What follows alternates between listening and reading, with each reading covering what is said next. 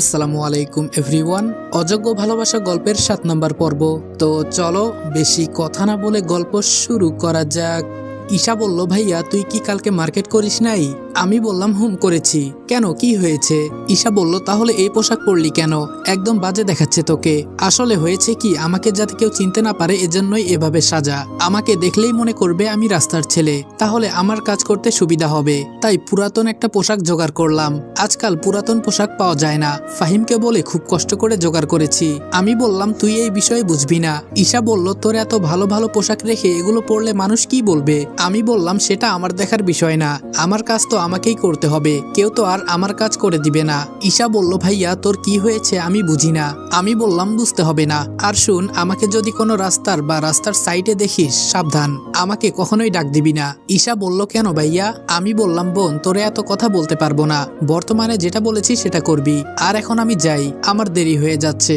বাসায় থেকে সরাসরি বের হয়ে গেলাম। আর আম্মু মনে হয় মিতুদের বাসায় গিয়েছে, যার কারণে আম্মু আমাকে দেখতে পারে নাই, না হলে অনেক বকা দিত। প্রথমে আমাকে খুঁজে বের করতে হবে ম্যামের শত্রুকে, কিন্তু কিভাবে খুঁজে বের করব? আমি এদিক সেদিক হাঁটতে লাগলাম, যদি কিছু পেয়ে যাই। প্রায় 10টা বেজে গেছে, 9টার সময় বের হয়েছিলাম। 1 ঘন্টা খুঁজে তাও কিছু পেলাম না। এখন একেবারে হাঁপিয়ে গেছি আমি। কখন যে হেঁটে হেঁটে তিশা ম্যামের বাড়ির সামনে এসে গেছি বলতে পারি না। হঠাৎ নজর পড়লো একটু দূরে 4 জন ছেলে বসে আছে। আমি মুখটা হালকা করে ঢেকে ওদের পাশে গিয়ে দাঁড়ালাম, তবে একটু দূরে, যাতে আমাকে সন্দেহ না করতে পারে। ওদের মধ্যে একজন বলল, কিরে মেহেদি, তুই তো অনেক চেষ্টা করলি মন্ত্রীকে মারার, কিন্তু কোনোভাবেই তো কাজ হলো না। মেহেদি বলল, আমি কি করব বল, আমি তো অনেক চেষ্টাই করেছি। আমার কিছু বডিগার্ডও ওদের দলে কাজ করে, সব সময় আমাকে নিউজ দিয়ে যায়। শুধু পারি না ওই মন্ত্রীর সাথে যে মেয়েটা থাকে ওর জন্য, ও সব সময় মন্ত্রীকে ছায়া দিয়ে রাখে। তাহলে তোর বাবা আর মন্ত্রী হতে পারবে না, তুই বসে বসে আঙ্গুল চুষতে থাক। মেহেদি বলল, এটা কখনোই হতে পারে না, দরকার পড়লে ওদের পরিবারের সবাইকে আমি মেরে ফেলবো। আমি মনে মনে চিন্তা করছি, এই মেহেদিটা আবার কে? ওকে তো আমি চিনি না, আরও কোন কারণে ম্যামকে মারতে চায়, কোনো কিছুই তো মাথায় ঢুকছে না। মেহেদি বলল, এই চুপ কর, ওই দেখ মন্ত্রীর গাড়ি, পরে কিছু শুনে ফেলবে, তাহলে আমাদের এখান থেকে যেতে হবে, চল তাড়াতাড়ি। মেহেদি বলল, আরে না, তুই চুপ কর। ওই মন্ত্রী এটা জানে আমরা বাপ ছেলে ভালো মানুষ, কিন্তু এটা জানে না আমরা কেমন হারামি। তিশা ম্যাম গাড়ি থেকে নেমে ভেতরে চলে গেল, আর মারিয়া আড়াল চোখে আমার দিকে তাকিয়ে ভেতরে চলে গেল। আসলে মারিয়াকে যতটা বোকা মনে করেছিলাম ততটা বোকা না, অনেক চালাক একটা মেয়ে। মেহেদি বলল, দেখলি ওই মেয়েটা কেমন করে আমাদের দিকে তাকালো? পাশের ছেলেটা বলল, হুম তাই তো দেখছি, তবে বলতে হবে মেয়েটা অনেক চালাক। মেহেদি বলল, ওদের গুণগান কর তুই। পাশের ছেলেটা বলল, সরি রে বন্ধু। মেহেদি আমাকে উদ্দেশ্য করে বলল, এই তুই এখানে দাঁড়িয়ে কি শুনিস? আমি মনে মনে বললাম, এই রে, আজকে আমি শেষ, আমাকে খাইছে, যে করে হোক আমাকে এখান থেকে বাঁচতে হবে। মেহেদি বলল, এই কি হলো, কথা বলিস না কেন, নাকি এইটা দিয়ে দিমো একটা? আমি বললাম, আসলে স্যার আমি কয়েকদিন ধরে কিছুই খাই নাই, আমাকে কয়েকটা টাকা দিবেন, আর আমি মাত্রই এখানে এসেছি।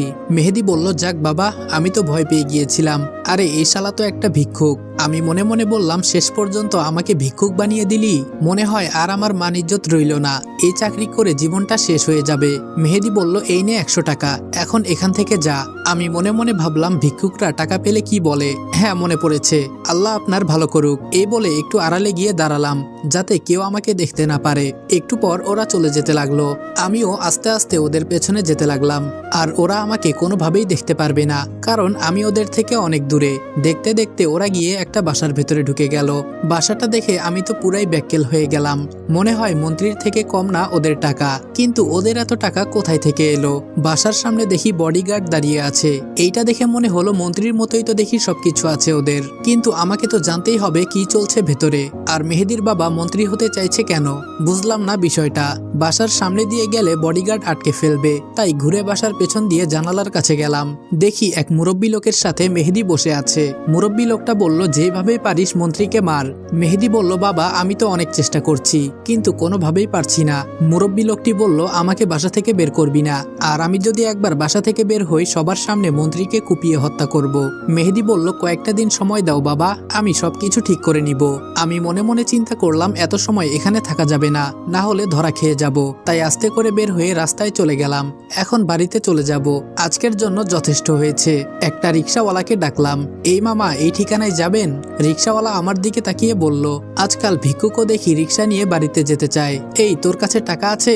আর দেখে তো মনে হচ্ছে ভদ্রঘরের ছেলে, কিন্তু পোশাকে মনে হচ্ছে অন্য কিছু। আমি বললাম মামা এত কথা বলতে পারবো না, আপনার টাকা এই নিন। এখন তো বলবেন না আমার কাছে টাকা নাই। রিক্সাওয়ালা আমাকে নিয়ে যেতে লাগলো। বাসায় এসে কলিং বেল বাজাতেই আম্মু দরজা খুলে দিল। আমি মনে মনে বললাম এই রে, আজকে আমাকে খাইছে। মনে মনে যা চিন্তা করেছি সেটাই হলো। আম্মু বলল বাবা তুমি কে, এখানে আসছো কেন, নাকি ভিক্ষা নিবা? আমি বললাম আরে আম্মু আমি রনি। কি সব বলে যাচ্ছ? মুখের উপর কাপড়টা সরাতেই আম্মু অবাক হয়ে আমার দিকে তাকিয়ে আছে। আম্মু বলল তোর এই অবস্থা কেন? আমি বললাম পরে বলি আম্মু, আগে সরো গোসল করব। আম্মুর সামনে থেকে এসে সরাসরি বাথরুমে ঢুকে গেলাম। গোসল করে বের হয়ে বিছানায় বসে বসে চিন্তা করছি আর এই রূপ নিব না। একদিনেই আমার মান ইজ্জত সব শেষ। আম্মুকে 4-5 বুঝিয়ে কোনো মতে বাঁচলাম। রাতে একটু আগে মিতু আর ফারজানাকে পড়িয়ে শেষ করলাম। 9টা 30 বাজে। আমি রেডি হয়ে বাসা থেকে বের হলাম। একটা রিক্সা নিয়ে সরাসরি ম্যামের বাসার একটু আগে নামলাম, যাতে কেউ টের না পায়। কিন্তু এখন বাসার ভেতরে কিভাবে যাব?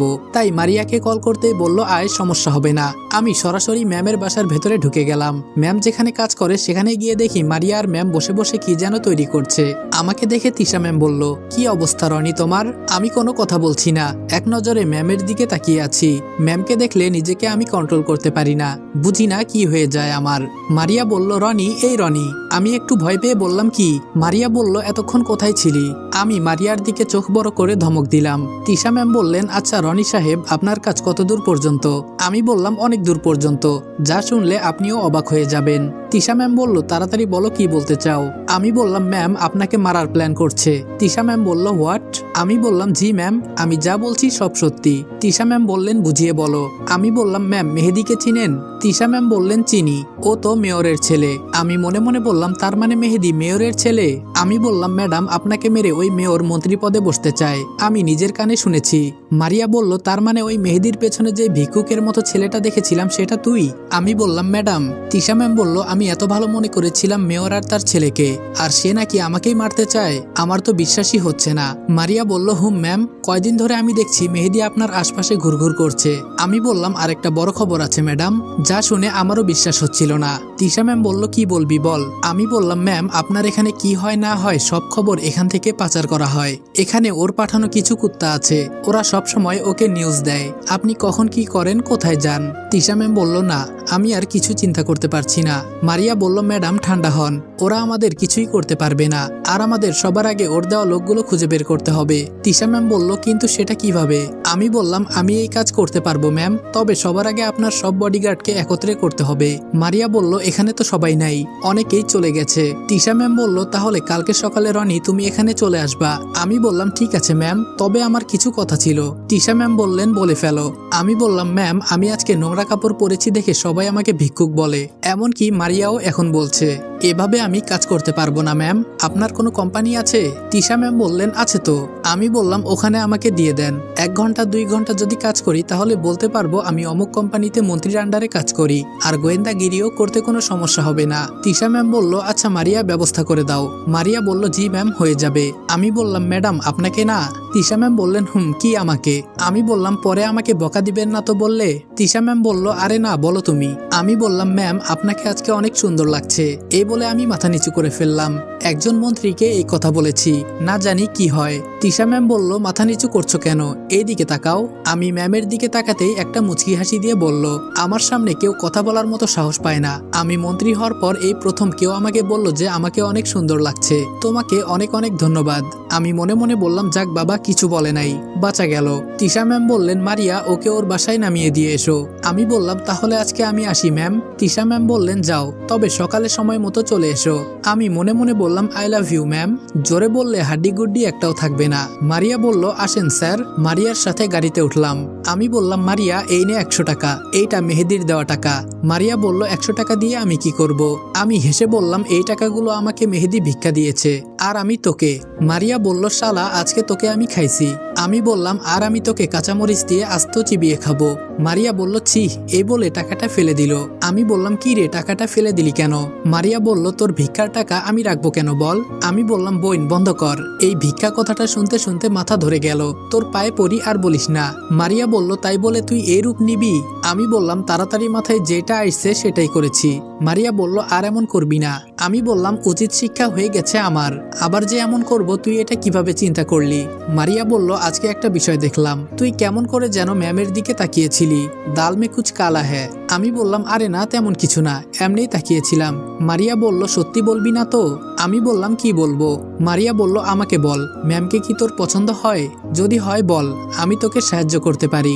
আমি বললাম, এত বোকা আমি না যে তোমার কথায় আমি পা দিব। মারিয়া বলল, আচ্ছা আমিও দেখে নিব। বললি না তো, ঠিক আছে। আমি বললাম, আচ্ছা যাই রে, আর তোকে আমার বাসায় যেতে বললাম না, কারণ অনেক রাত হয়ে গেছে। মারিয়া বলল, আরে না তুই যা, আমি চলে যাব। আমি বললাম, আচ্ছা যাই, তুই ভালো থাকিস। মারিয়া বলল, হুম, এই বলে চলে গেল। আমি বাসায় গিয়ে কলিং বেল বাজাতেই মা দরজা খুলে দিল। আমি বললাম, কি ব্যাপার আম্মু, তুমি এখনো ঘুমাও নাই? আম্মু বলল, তোরে রেখে কিভাবে ঘুমাই, তাই জেগে আছি। আমি বললাম, আচ্ছা যাও তুমি ঘুমাও, আমার আর কোনো দিন দেরি হবে না। রুমে এসে শুয়ে পড়লাম। কালকে ম্যামকে বলবো রাতে আর দেখা করতে পারবো না, না হলে বলবো আরো আগে দেখা করতে। শুয়ে শুয়ে তিশা ম্যামকে নিয়ে স্বপ্ন দেখছি। তিশা ম্যাম আর আমার বিয়ে হলো, আমাদের 2টা বেবি আছে। এগুলো দেখছি আর মনে মনে হাসছি। গরিবরা শুধু স্বপ্নই দেখতে পারে, আর সেই স্বপ্ন কোনোদিনই পূরণ হয় না। আমারও হয়তো তাই হবে, জানি না ভাগ্য আমায় কোথায় নিয়ে যাবে। তবে এই শহরে এসে বুঝতে পারলাম, টাকা ছাড়া কেউ কাউকে দাম দেয় না। তোমার কাছে টাকা আছে তো সব আছে, টাকা নাই তো কিছুই নাই। তবে তিশা ম্যামের মনটা অনেক ভালো। সকালে ঈশার ডাকে ঘুম ভাঙলো। ঈশা বলল, ভাইয়া উঠ, অনেক বেলা হয়ে গেছে তো। আমি বললাম, যা তো বোন এখান থেকে, আমাকে ঘুমাতে দে। ঈশা বলল, হুম ঘুমা আরো ভালো করে। কয়টা বাজে এটা জানিস?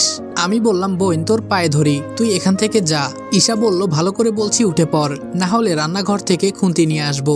আমি বললাম, ধুর তোর জন্য আর পারি না। এই বলে ঘুম থেকে উঠলাম। ফোনটা বের করে সময়টা দেখে একটা লাফ দিয়ে উঠলাম।